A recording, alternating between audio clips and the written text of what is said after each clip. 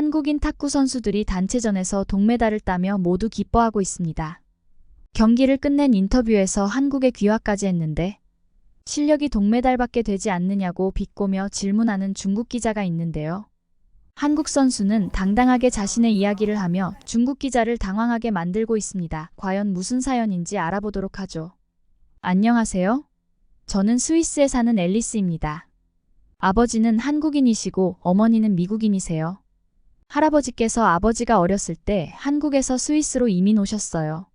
새로운 나라에서 삶을 시작하신 아버지는 이곳에서 미국 출신인 어머니를 만나 사랑에 빠지셨고 결혼하셨죠.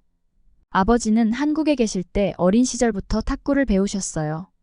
그 경험 때문인지 제가 자라는 동안 탁구뿐만 아니라 다양한 운동 종목을 열정적으로 가르쳐 주셨어요. 아버지의 영향 덕분일까요? 저는 어릴 때부터 운동에 꽤 소질이 있었어요. 특히 테니스에 매료되어 선수의 꿈을 품게 되었죠. 그 꿈을 이루기 위해 어린 시절부터 정말 열심히 노력했어요. 테니스 선수가 되기 위해 열심히 노력했지만 기대만큼 실력이 좋지 않았어요. 결국 선수로서 두각을 내지 못하고 대학에서 지도자 과정을 배우기 시작했죠. 한국을 잊지 못하셨던 아버지는 제가 대학을 졸업하던 해에 어머니와 함께 한국으로 돌아가신다고 폭탄 선언을 하셨어요. 아버지께서 갑자기 한국으로 이주하겠다고 하셨을 때 저는 정말 놀랐어요. 아버지가 한국인이시긴 하지만 그렇게 갑작스럽게 결정하시다니 이해가 되지 않았죠. 이미 독립한 성인으로서 부모님의 결정을 막을 순 없었지만 아버지를 설득하려고 노력했어요. 하지만 아버지의 의지는 확고하셨죠. 더 놀라웠던 건 어머니의 반응이었어요. 한국인도 아니신 어머니가 오히려 더 적극적으로 한국행을 원하시더라고요. 아무리 설득해도 두 분 모두 뜻을 굽히지 않으셨어요. 결국 부모님의 한국 이주가 결정됐고 저는 그분들이 떠나시는 날 함께 한국으로 갔어요. 솔직히 말하면 이사 당일까지도 부모님의 결정이 탐탁지 않았어요. 하지만 제가 한국을 직접 경험하고 나니 제 생각이 완전히 바뀌었죠. 한국에 가보니 이상하게도 마음이 편안해지는 거예요. 아마도 제가 반은 한국인이라 그런 것 같아요. 예상치 못하게 한국에 정이 갔고 그곳에 정착하고 싶다는 생각까지 들었어요. 하지만 일단 스위스로 돌아와 남은 과정을 마쳤어요. 스위스에서 저는 지도자 과정 중에서도 특히 체력 트레이너 쪽으로 공부를 깊이 했어요. 부상당한 선수들이 회복하고 재활하는 걸 돕는 일에 큰 보람을 느꼈거든요.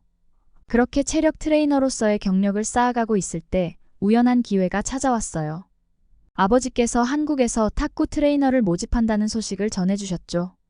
그 순간 저는 이 기회를 놓치고 싶지 않았어요.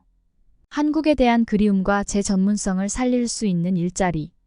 이 두 가지를 모두 잡을 수 있는 절호의 찬스였죠. 그래서 저는 용기를 내어 한국행을 결심했어요. 한국에서 실제로 적응하는 과정은 생각보다 훨씬 어려웠어요.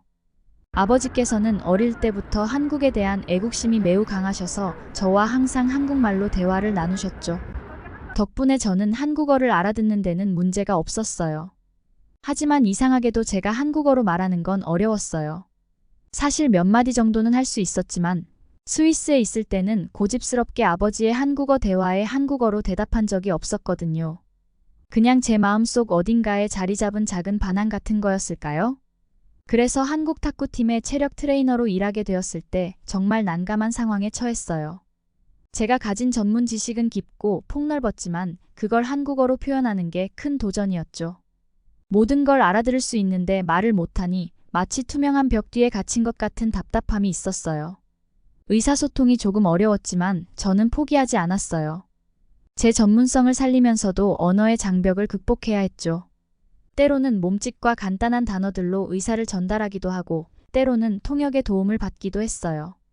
이 과정에서 제 안에 잠자고 있던 한국어 실력이 조금씩 깨어나기 시작했죠. 제 한국 적응을 가장 많이 도와주신 분들은 함께 일하는 동료들이었어요. 제가 스위스에서 왔음에도 불구하고 아버지가 한국인이라는 이유만으로 저를 한국인이나 다름없이 대해주셨죠. 그분들의 따뜻한 환대는 정말 감동적이었어요. 동료들은 제 사소한 것까지 하나하나 챙겨주셨어요. 제가 적응하지 못하는 부분에 대해서는 진심으로 걱정해 주시고 도움의 손길을 내밀어 주셨죠. 그들의 배려 덕분에 언어의 장벽을 빠르게 극복할 수 있었죠. 시간이 지나면서 저는 자연스럽게 한국 생활에 적응해 갔어요. 팀원들과 함께 연습하고 한국 음식을 먹는 것이 제 일상의 중요한 부분이 되었죠.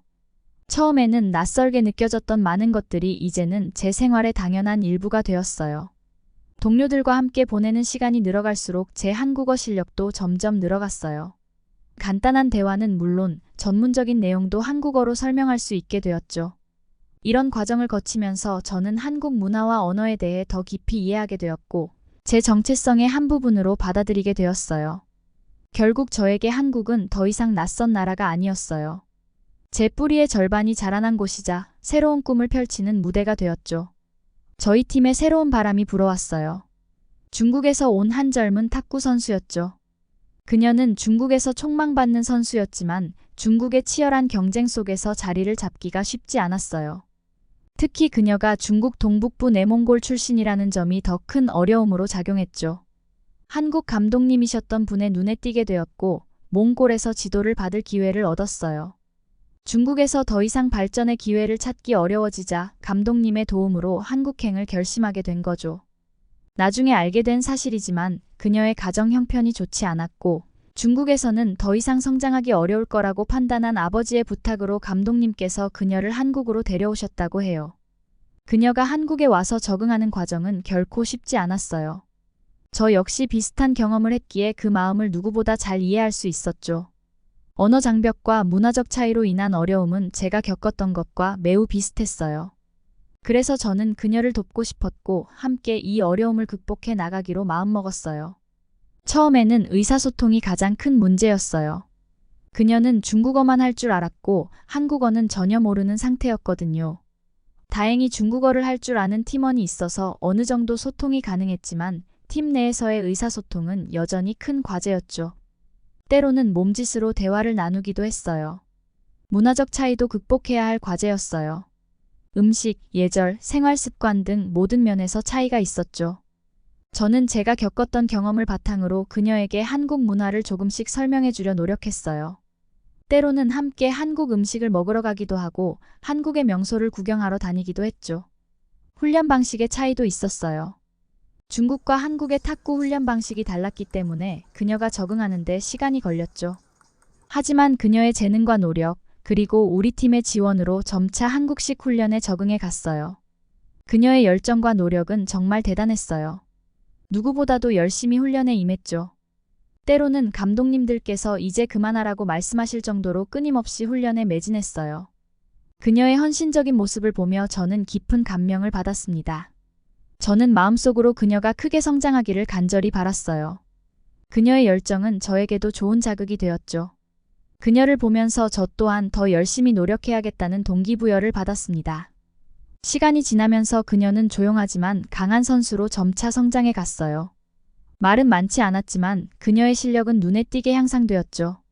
묵묵히 자신의 길을 걸어가는 그녀의 모습은 팀 전체에 긍정적인 영향을 미쳤습니다. 한국에서의 생활은 제게 정말 특별한 경험이었어요. 그 중에서도 가장 기억에 남는 건 역시 한국 음식이에요. 어릴 때는 아버지가 왜 그렇게 한국 음식만 찾으시는지 이해가 안 됐거든요. 하지만 제가 직접 한국에서 생활하면서 그 이유를 깨닫게 되었죠. 한국 음식의 맛은 정말 대단했어요. 매콤하면서도 감칠맛 나는 김치, 고소한 된장찌개, 바삭하고 달콤한 양념치킨. 하나하나가 다 새로운 맛의 세계였죠. 처음에는 낯설었던 맛들이 시간이 지나면서 점점 익숙해지고 나중에는 오히려 그 맛을 찾게 되더라고요. 그러다 문득 깨달았어요. 제가 한국 사람처럼 변해가고 있다는 걸요. 음식뿐만 아니라 생활 습관, 사고방식까지도 조금씩 한국식으로 바뀌어가는 걸 느꼈어요. 처음에는 어색했던 것들이 자연스럽게 받아들여지더라고요. 저뿐만 아니라 부모님께서는 이미 한국 생활에 완벽하게 적응하셨더라고요. 특히 어머니가 한국을 무척 좋아하신다는 소식을 들었을 때는 정말 놀랐어요. 미국 출신이신 어머니가 한국 문화와 생활을 그렇게 사랑하실 줄은 몰랐거든요. 어머니께서 한국의 아름다운 자연과 전통 문화, 그리고 정이 넘치는 인심에 반하셨다고 해요. 한국어도 열심히 배우시면서 동네 주민들과 소통하는 걸 즐기신다고 하더라고요. 아버지는 말할 것도 없죠. 고향으로 돌아온 것처럼 행복해 하셨어요. 부모님의 이야기를 들으면서 저도 점점 한국에 대한 애정이 커져갔어요. 처음에는 낯설고 어색했던 것들이 이제는 편안하고 자연스럽게 느껴졌죠. 한국의 정서, 문화, 사람들. 모든 것이 제 일부가 되어가는 걸 느꼈어요. 이제야 아버지가 왜 그토록 한국을 그리워하셨는지, 어머니가 왜 한국행을 결심하셨는지 이해가 갔어요. 한국은 단순히 부모님의 나라가 아니라 제 뿌리의 일부였던 거죠. 그동안 몰랐던 제 정체성의 한 부분을 발견한 것 같았어요. 한국에서의 생활이 점점 익숙해지고 팀에서도 제 자리를 잡아가고 있을 무렵 예상치 못한 일이 벌어졌어요. 중국 팀에서 저를 스카우트하고 싶다는 제안이 들어온 거예요. 처음 그 제안을 받았을 때 솔직히 망설였어요.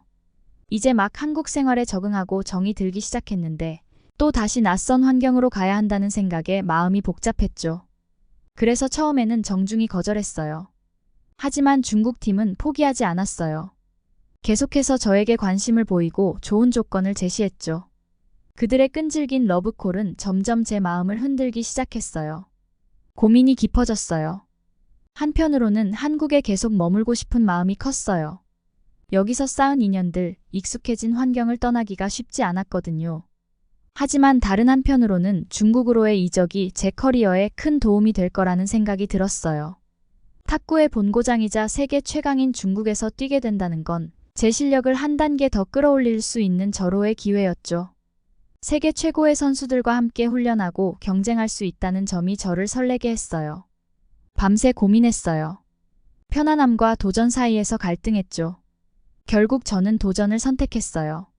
제 커리어의 성장과 발전을 위해서는 이 기회를 놓치지 말아야 한다고 판단했거든요. 중국행을 결정하는 건 쉽지 않았어요. 한국에서 정들었던 동료들과 헤어져야 한다는 생각에 마음이 아팠죠. 하지만 그들은 오히려 저를 응원해 주었어요. 중국 무대에서 내 실력을 펼치고 와. 라고 말해주는 동료들의 따뜻한 격려에 용기를 얻었답니다. 그렇게 저는 새로운 도전을 위해 중국으로 떠나기로 했어요. 두렵기도 했지만 한편으로는 기대도 컸어요. 이 결정이 제 인생에 어떤 변화를 가져올지, 어떤 성장을 이뤄낼 수 있을지 궁금했죠. 한국에서의 시간은 제게 정말 소중한 경험이었어요. 그리고 이제 그 경험을 바탕으로 더 큰 세상으로 나아가는 거예요. 중국에서 어떤 새로운 모험이 기다리고 있을지, 어떤 사람들을 만나게 될지 생각하니 가슴이 뛰었습니다.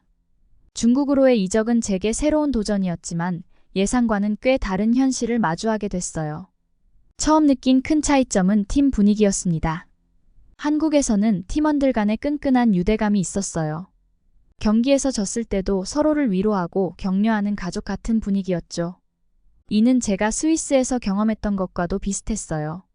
두 나라 모두 선수들의 참여와 도전 정신을 높이 평가하는 문화가 있었거든요. 하지만 중국은 달랐어요. 개인의 성과가 무엇보다 중요했고 팀워크보다는 개인 플레이가 강조됐죠. 가장 충격적이었던 건 1등이 아니면 의미 없다는 분위기였어요. 이런 극단적인 승리 지상주의는 제게 큰 부담으로 다가왔습니다. 이런 분위기는 선수들에게 과도한 압박감을 주었고 결과적으로 많은 부작용을 낳았어요.